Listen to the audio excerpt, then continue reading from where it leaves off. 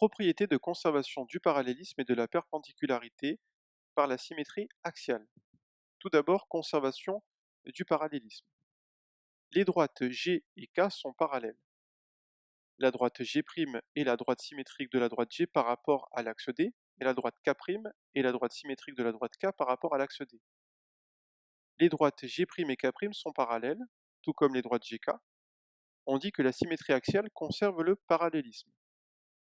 Autrement dit, si deux droites sont parallèles, ici les droites U et R sont parallèles, alors leurs symétriques par rapport à un axe, ici par rapport à l'axe D, sont également parallèles. Donc la droite U', qui est la symétrique de la droite U par rapport à l'axe D, est parallèle à la droite R', qui est la droite symétrique de la droite R par rapport à l'axe D.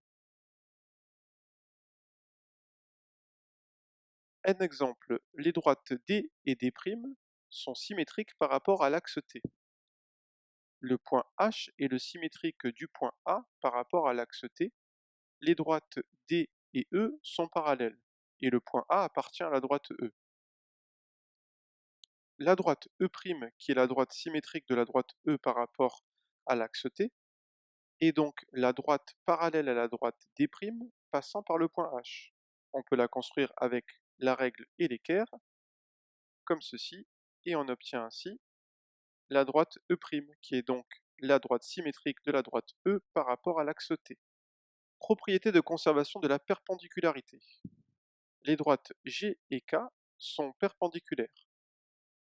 La droite G', qui est la symétrique de la droite G par rapport à l'axe D, et la droite K', qui est la symétrique de la droite K par rapport à l'axe D, sont également toutes les deux perpendiculaires. On dit que la symétrie axiale conserve la perpendicularité. Autrement dit, si deux droites sont perpendiculaires, ici les droites U et R sont perpendiculaires, leurs symétriques par rapport à un axe, ici la droite D, seront également perpendiculaires. Donc ici les droites U' et R' sont perpendiculaires. Voyons sur un exemple. Les droites D et D' sont symétriques par rapport à l'axe T.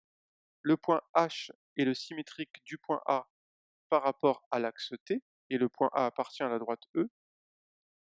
Les droites DE étant perpendiculaires, pour tracer la droite E' symétrique de la droite E par rapport à l'axe T, il faut donc construire la droite perpendiculaire à la droite D', passant par le point H. On trace avec la règle et l'équerre la perpendiculaire à la droite D' passant par le point H. Et cette droite, c'est donc la droite E', symétrique de la droite E par rapport à l'axe T.